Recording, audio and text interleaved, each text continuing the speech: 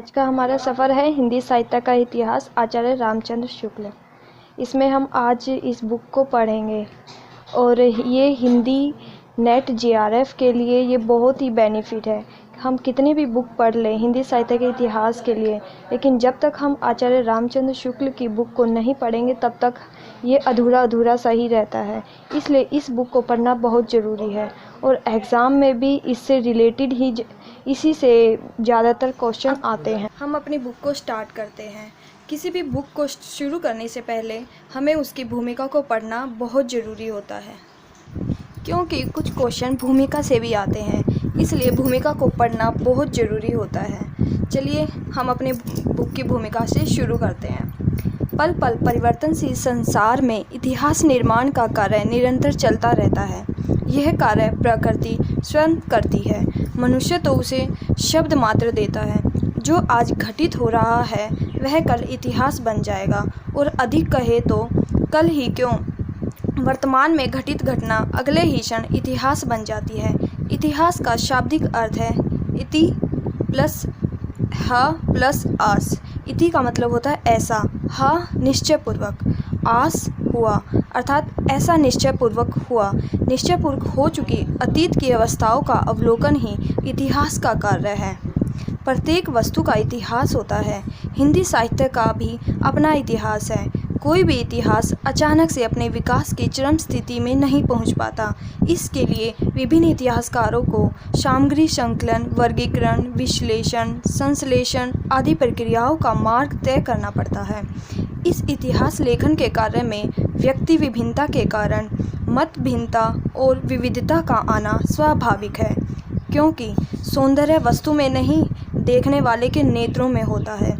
इसी कारण हिंदी साहित्य की इतिहास संबंधी अवधारणाओं में भी मतैक्य नहीं है। मतैक्य का मतलब होता है एक मत।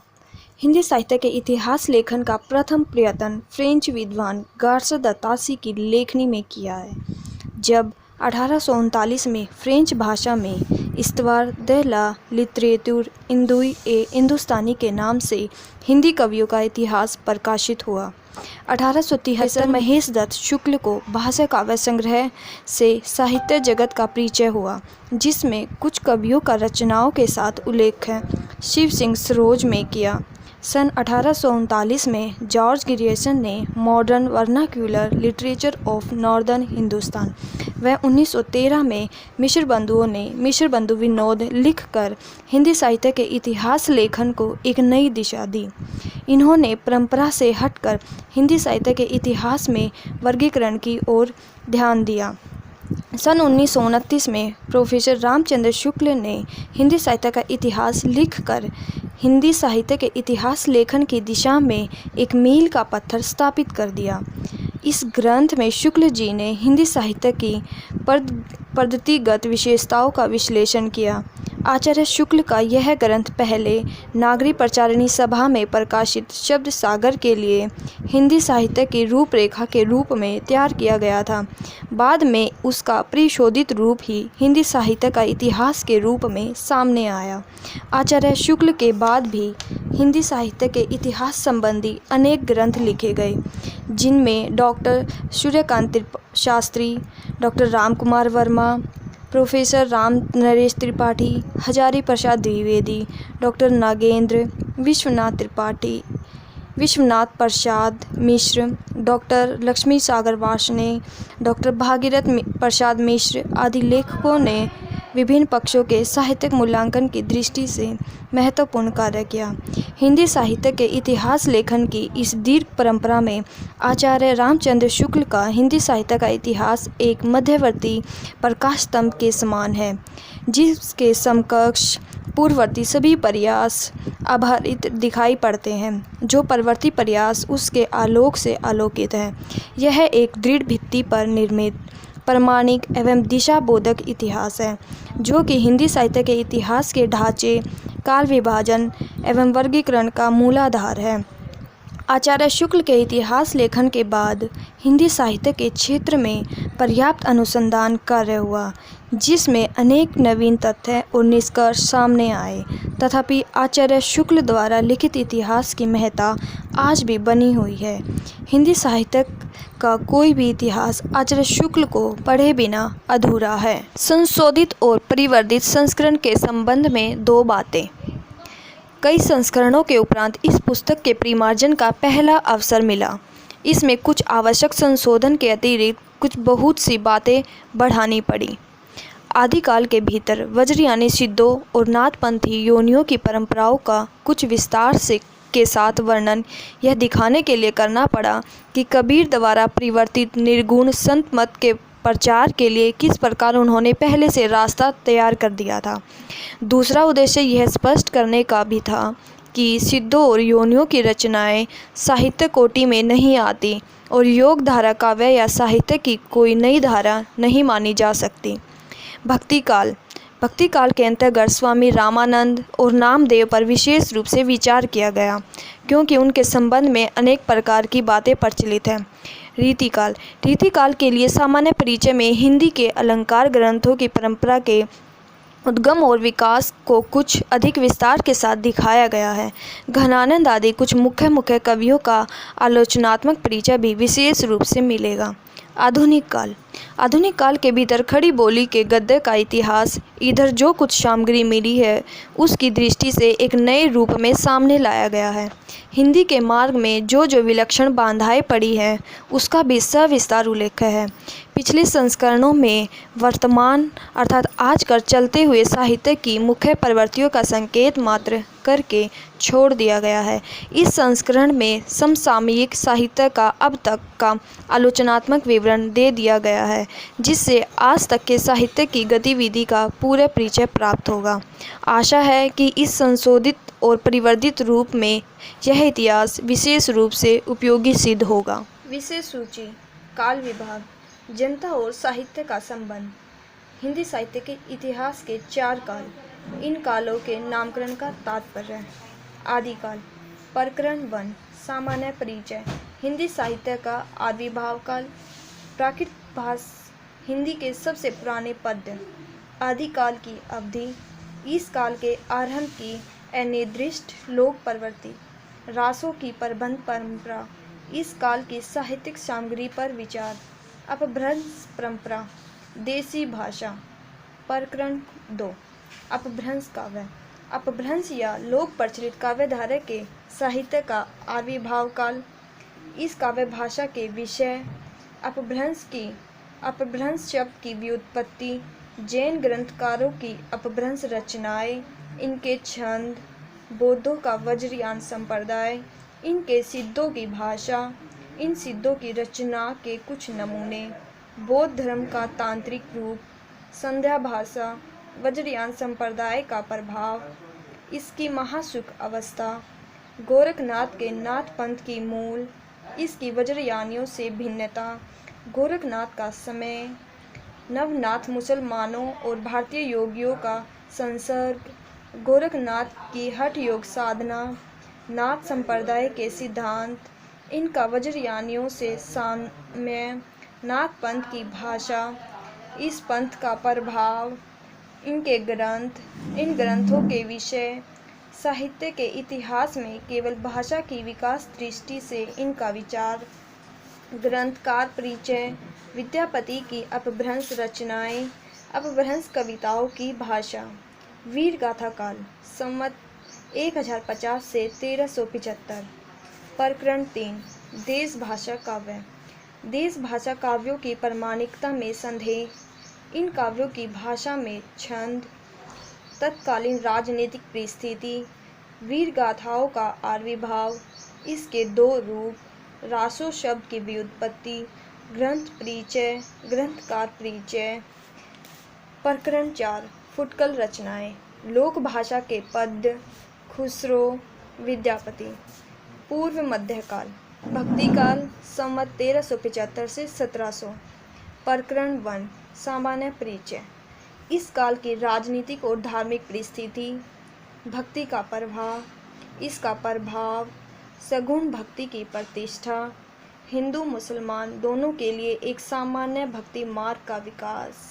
इसके मूल स्रोत नामदेव का भक्ति मार्ग, कबीर का निर्गुण पंथ और नाथ पंथ की संत साधना में भिन्नता, निर्गुणोपासना के मूल स्रोत निर्गुण पंथ पर जनता का प्रभाव, भक्ति के विभिन्न मार्गों पर सापेक्षिक दृष्टि से विचार, कबीर के सामान्य भक्ति मार्ग का स्वरूप, नामदेव, इनकी भाषा रचनाओं की विशेषता, इन पर नाथ पंथियों का प्रभाव, इनकी गुरु दीक्षा, इनकी भक्ति के चमत्कार, इनकी निर्गुण वाणी, इनकी भाषा, निर्गुण ग्रंथ के मूल स्रोत, इनके प्रवर्तक, निर्गुण धारा की 2 शाखाएं, ज्ञानाश्री शाखा और उसका प्रभाव, प्रेम मार्गी सूफी शाखा का स्वरूप, सूफी कहानियों का आधार, कवि ईश्वरदास की सत्यवती कथा, सूफियों के प्रेम संबंधों की विशेषताएं,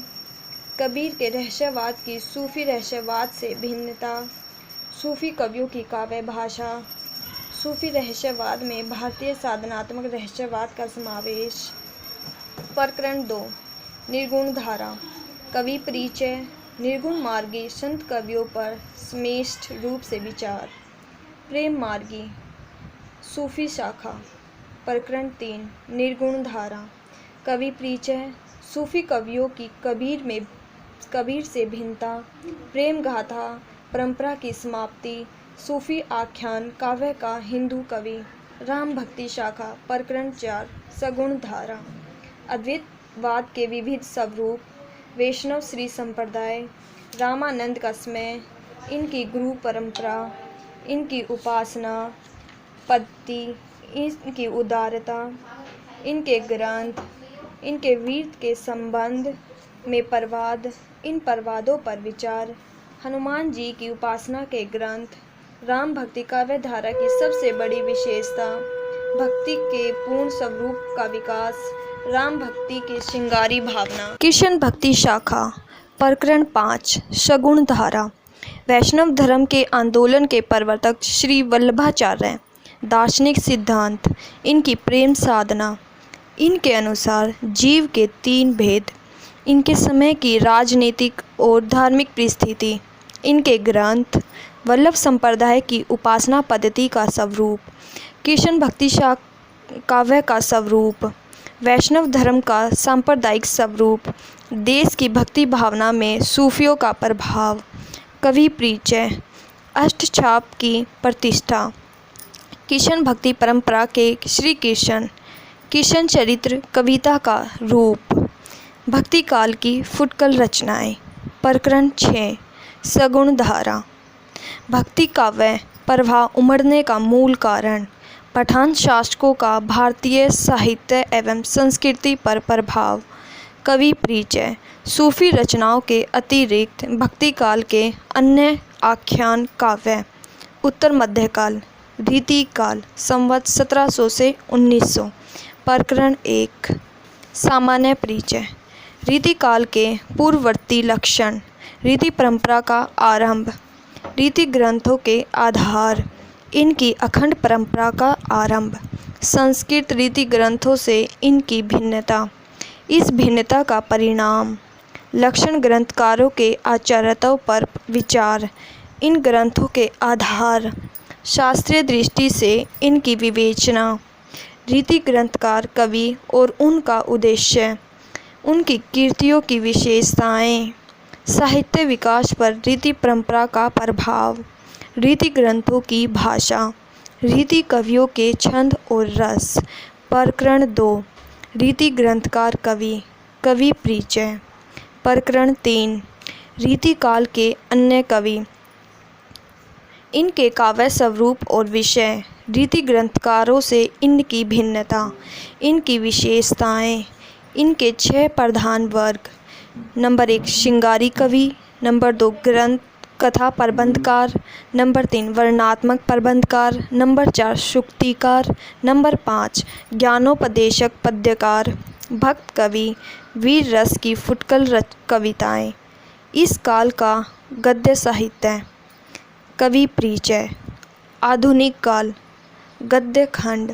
प्रकरण 1। सामान्य परिचय। गद्य का विकास। आधुनिक काल के पूर्व गद्य की अवस्था। ब्रजभाषा गद्य। गोरखपंथी ग्रंथों की भाषा का स्वरूप। किशन भक्ति शाखा के गद्य ग्रंथों की भाषा का स्वरूप। नाभादास के गद्य का नमूना। 19वीं शताब्दी में और उसके पूर्व लिखे गए अन्य गद्य के ग्रंथ। इन ग्रंथों की भाषा पर विचार। काव्यों की टीकाओं के ग्रंथ का स्वरूप। खड़ी बोली गद्य। शिष्य समुदाय में खड़ी बोली के व्यवहार का आरंभ। फारसी मिश्रित खड़ी बोली या रेखता में शायरी। उर्दू साहित्य का आरंभ। खड़ी बोली के स्वाभाविक देशी रूप का प्रसार। खड़ी बोली के अस्तित्व और उसकी उत्पत्ति के संबंध में भ्रम। इस भ्रम का कारण। अपभ्रंश काव्य में खड़ी बोली के प्राचीन रूप की झलक। संत कवियों की बानी की खड़ी बोली। गंग कवि के गद्य ग्रंथ में उसका रूप। इस बोली का पहला ग्रंथकार। पंडित दौलत राम के अनुवाद ग्रंथ में इसका रूप। मंडोवर का वर्णन में इसका रूप। इसके प्राचीन कथित साहित्य का अनुमान। व्यवहार के शिष्ट भाषा के रूप में इसका ग्रहण। इसके स्वाभाविक रूप का मुसलमानी दरबारी रूप। उर्दू से भिन्नता। गद्य साहित्य में इसके प्रादुर्भाव और व्यापकता का कारण। जॉन गिलक्राइस्ट द्वारा इसके स्वतंत्र अस्तित्व की स्वीकृति। गद्य की एक साथ परंपरा चलाने वाले 4 प्रमुख लेखक। पहला, मुंशी सदासुख लाल और उनकी भाषा। दूसरा, इंसा अल्लाह खां और उनकी भाषा। तीसरा, लल्लू लाल और उनकी भाषा। सदासुख लाल की भाषा से इनकी भाषा की भिन्नता। चौथा, सदल मिश्र और उनकी भाषा। लल्लू लाल की भाषा से इनकी भाषा की भिन्नता। इन चारों लेखों की भाषा का सापेक्षिक महत्व। हिंदी में गद्य साहित्य परंपरा का प्रारंभ। इस गद्य के प्रसार में ईसाइयों का योग। ईसाई धर्म प्रचारकों की भाषा का रूप। मिशन सोसाइटियों द्वारा प्रकाशित पुस्तकों की हिंदी। ब्रह्म समाज की स्थापना। राजा राम मोहन राय के वेदांत भाषा अनुवाद की हिंदी। उद्दंत मार्तंड पत्र की भाषा। अंग्रेजी शिक्षा का प्रसार। संवत 1860 के पूर्व अदालती भाषा। अदालतों में हिंदी प्रवेश और उसका निष्कासन। उर्दू प्रसार के कारण। काशी और आगरा के समाचार पत्रों की भाषा। शिक्षा क्रम में हिंदी का विरोध। हिंदी उर्दू के संबंध में गार्सद दत्तारसी का मत। प्रकरण 2। गद्य साहित्य का आविर्भाव। हिंदी के प्रति मुसलमान अधिकारियों के भाव। शिक्षा उपयोगी हिंदी पुस्तकें। राजा शिव प्रसाद की भाषा। राजा लक्ष्मण सिंह के अनुवादों की भाषा। फ्रेडरिक पिकॉट का हिंदी प्रेम। राजा शिव प्रसाद की गुटका की हिंदी। लोकमित्र और अवध अखबार की भाषा। बाबू नवीन चंद्र राय की हिंदी सेवा। गार्सद दत्तारसी का उर्दू पक्षपात। हिंदी गद्य प्रसार में आर्य समाज का योग। पंडित श्रद्धा राम की हिंदी सेवा। हिंदी सेवा। हिंदी गद्य का रूप निर्माण। आधुनिक गद्य साहित्य परंपरा का प्रवर्तन। प्रकरण 1। गद्य का प्रवर्तन। सामान्य परिचय। सामान्य परिचय। संवत 1924 से 1950। भारतेंदु का प्रभाव। उनके पूर्ववर्ती और समकालीन लेखकों से उनकी शैली की भिन्नता। गद्य साहित्य पर उनका प्रभाव। खड़ी बोली गद्य की प्रकृत साहित्यिक रूप प्राप्ति। भारतेंदु और उनके सहयोगियों की शैली। इनका दृष्टि क्षेत्र और मानसिक अवस्थान। हिंदी का आरंभिक नाट्य साहित्य। इसका प्रवर्ती उपन्यास साहित्य। भारतेंदु के जीवन काल की पत्र पत्रिकाएं। प्रकरण 2। गद्य का प्रवर्तन। प्रथम उत्थान। भारतेंदु हरिश्चंद्र। उनकी जगन्नाथ यात्रा। उनका पहला अनुदित नाटक। उनकी पत्र पत्रिकाएं। हरिश्चंद्र चंद्रिका की भाषा। इस चंद्रिका के सहयोगी। इसके मनोरंजक लेख। भारतेंदु के नाटक। इनकी विशेषताएं। इनकी सर्वतोमुखी प्रतिभा। उनके सहयोगी। उनकी शैली के 2 रूप। पंडित प्रताप नारायण मिश्र। भारतेंदु से उनकी शैली की विभिन्नता। उनका पक्ष। उनके विषय। उनके नाटक। पंडित बालकृष्ण भट्ट। उनका हिंदी प्रदीप। उनकी शैली। उनके गद्य प्रबंध, उनके नाटक, उनके पत्र पत्रिकाएं, समालोचना का सूत्रपात लाला श्रीनिवास दास, उनके नाटक, उनका उपन्यास ठाकुर जगमोहन सिंह, उनका प्रकृति प्रेम, उनकी शैली की विशेषताएं बाबू तोताराम, उनका पत्र, उनकी हिंदी सेवा, भारतेंदु के अन्य सहयोगी, हिंदी का प्रचार कार्य, इसमें बाधाएं, भारतेंदु और उनके सहयोगियों का उद्योग, काशी नागरी प्रचारणी सभा की स्थापना, पंडित गौरीदत्त का प्रचार कार्य, सभा द्वारा नागरी उद्धार के लिए उद्योग, सभा के साहित्यिक आयोजन, सभा की स्थापना के बाद की चिंता और व्यग्रता। प्रकरण 3 गद्य साहित्य का प्रसार। द्वितीय उत्थान संवत 1950 से 1975। सामान्य परिचय। इस काल की चिंताएं और आकांक्षाएं, इस काल के लेखकों की भाषा, इनके विषय और शैली, इस काल के नाटक, निबंध, आलोचना और जीवन चरित्र। प्रकरण 4 गद्य साहित्य का प्रसार। नाटक बंग भाषा से अनुदित, अंग्रेजी और संस्कृत से अनुदित मौलिक उपन्यास, अनुदित मौलिक छोटी कहानियाँ, आधुनिक कहानियों का स्वरूप विकास, पहली मौलिक कहानी, अन्य भाव प्रधान कहानियाँ, हिंदी की सर्वश्रेष्ठ कहानियाँ, प्रेमचंद का उदय, निबंध, इसके भेद, इसका आधुनिक स्वरूप, निबंध लेखन की तत्वचिंतक या वैज्ञानिक से भिन्नता, निबंध परंपरा का आरंभ, 2 अनुदित ग्रंथ, निबंध का लेखक परिचय, समालोचना, भारतीय समालोचना का उद्देश्य, यूरोपीय समालोचना, हिंदी में समालोचना साहित्य का विकास। प्रकरण 5 गद्य साहित्य की वर्तमान गति। तृतीय उत्थान। सामान्य परिचय। परिस्थिति दिग्दर्शन लेखकों और ग्रंथकारों की बढ़ती संख्या का परिणाम, कुछ लोगों की अनधिकार चेष्टा, आधुनिक भाषा का स्वरूप, गद्य साहित्य के विविध अंगों का संक्षिप्त विवरण और उनकी प्रवृत्तियाँ।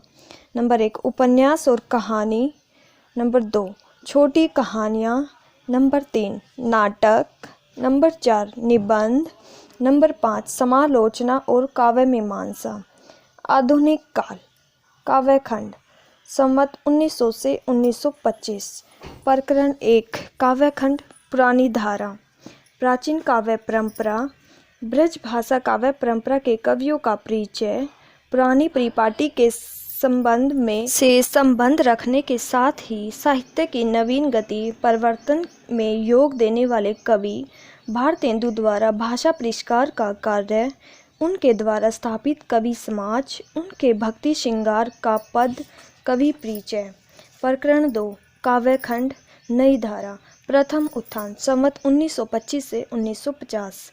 काव्य धारा का क्षेत्र विस्तार, विषयों की अनेक रूपता और उनके विधान में परिवर्तन। इस काल के प्रमुख कवि भारतेंदु वाणी का उच्चतम स्वर, उनके काव्य विषय और विधान का ढंग, प्रताप नारायण मिश्र के पद्यात्मक निबंध, बद्री नारायण चौधरी का कार्य, कविता में प्रकृति दृश्यों की संश्लिष्ट योजना, नए विषयों पर कविता। प्रकरण 3 काव्यखंड नई धारा। द्वितीय उत्थान 1950 से 1975। पंडित श्रीधर पाठक की कथा की सार्वभौम मामरिकता, ग्राम गीतों की मामरिकता, प्रकृति स्वच्छंदतावाद का स्वरूप, हिंदी काव्य में स्वच्छंदता की प्रकृति का सर्वप्रथम आभास, इसमें अवरोध, इस अवरोध की प्रतिक्रिया। श्रीधर पाठक हरिओद, महावीर प्रसाद द्विवेदी मंडल के कवि, इस मंडल के बाहर की काव्य भूमि। प्रकरण 4 काव्यखंड नई धारा। तृतीय उत्थान 1975 से अब तक। वर्तमान काव्य धाराएं। सामान्य परिचय। खड़ी बोली के पद्य के 3 रूप और उनका सापेक्षिक महत्व। हिंदी के नए छंदों पर विचार। काव्य के वस्तु विधान और अभिव्यंजन शैली में प्रकट होने वाली प्रवृत्तियाँ। खड़ी बोली के काव्यत्व का स्फुरण। वर्तमान काव्य पर काल का प्रभाव। चली आती हुई काव्य परंपरा के अवरोध के लिए प्रतिक्रिया। नूतन परंपरा प्रवर्तक कवि, इनकी विशेषताएं, इनका वास्तविक लक्ष्य रहस्यवाद, प्रतीकवाद और छायावाद। हिंदी में छायावाद का स्वरूप और परिणाम। भारतीय काव्य परंपरा से इनका पार्थक्य, इसकी उत्पत्ति का मूल स्रोत। छायावाद शब्द का अनेकार्थी प्रयोग। छायावाद के साथ ही यूरोप के अन्य वादों के परिवर्तन, अनाधिकार चेष्टा, छायावाद की कविता का प्रभाव, आधुनिक कविता की अन्य धाराएं, स्वाभाविक स्वच्छंदता की ओर प्रवृत्त कवि, खड़ी पद्य की 3 धाराएं, ब्रजभाषा काव्य परंपरा, द्विवेदी काल में परिवर्तित खड़ी बोली काव्य धारा, इस धारा के प्रमुख कवि। छायावाद का प्रारंभ, इसका स्वरूप, इसके 2 अर्थ।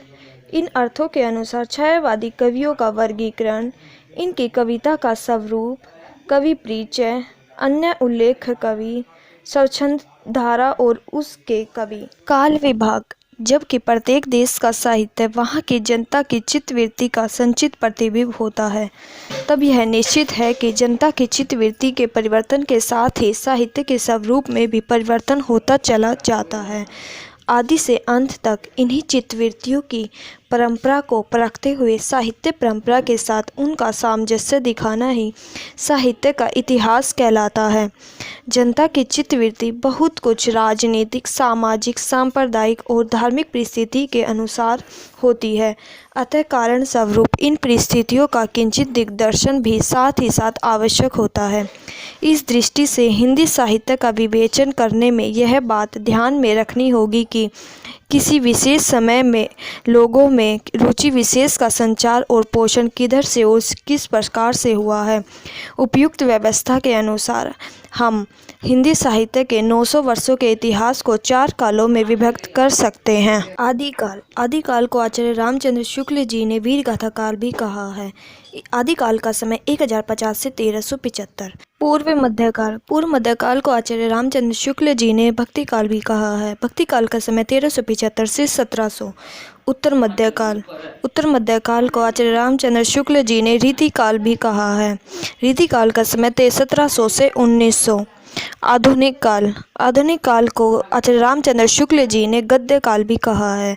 गद्य काल का समय 1900 से 1984। यद्यपि इन कालों की रचनाओं की विशेष प्रवृत्ति के अनुसार ही उनका नामकरण किया गया है, पर यह न समझना चाहिए कि किसी विशेष काल में और प्रकार की रचनाएं होती ही नहीं थी। जैसे भक्ति काल या रीति काल को ले तो उसमें वीर रस के अनेक काव्य मिलेंगे, जिनमें वीर राजाओं की प्रशंसा उसी ढंग की होगी जिस ढंग की वीरगाथा काल में हुआ करती थी। अतः प्रत्येक काल का वर्णन इस प्रणाली पर किया जाएगा कि पहले तो उक्त काल की विशेष प्रवृत्ति सूचक उन रचनाओं का वर्णन होगा जो उस काल के लक्षण के अंतर्गत होगी। पीछे संक्षेप में उनके अतिरिक्त और प्रकार के ध्यान देने योग्य रचनाओं का उल्लेख होगा। आदिकाल, प्रकरण 1, सामान्य परिचय। प्राकृत की अंतिम अपभ्रंश अवस्था से ही हिंदी साहित्य का आविर्भाव माना जा सकता है। उस समय जैसे गाथा कहने से प्राकृत का बोध होता था, वैसे ही दोहा या दूहा कहने से अपभ्रंश या प्रचलित काव्य भाषा का पद्य समझा जाता था। अपभ्रंश या प्राकृत भाष हिंदी के पदों का सबसे पुराना पता तांत्रिक और योग मार्गी बौद्धों की सांप्रदायिक रचनाओं के भीतर विक्रम की 7वीं शताब्दी के अंतिम चरण में लगता है। मूंज और भोज के समय संवत 1050 के लगभग तो ऐसी अपभ्रंश या पुरानी हिंदी का पूरा प्रचार शुद्ध साहित्य या काव्य रचनाओं में भी पाया जाता है। अतः हिंदी साहित्य का आदिकाल संवत 1050 से लेकर संवत 1375 तक, अर्थात महाराज भोज के समय से लेकर हमीर देव के समय तक के कुछ पीछे तक का माना जा सकता है। यद्यपि जनश्रुति इस काल का आरंभ और पीछे ले जाते हैं और संवत 770 में भोज के पूर्व पुरुष राजा भान के सभासद। इस वीडियो में हमने पढ़ा है भूमिका, विषय सूची, संशोधित और परिवर्धित और काल विभाग। अगली वीडियो में हम इसका आदिकाल का प्रकरण 1 का सामान्य परिचय और प्रकरण 2 को पढ़ेंगे।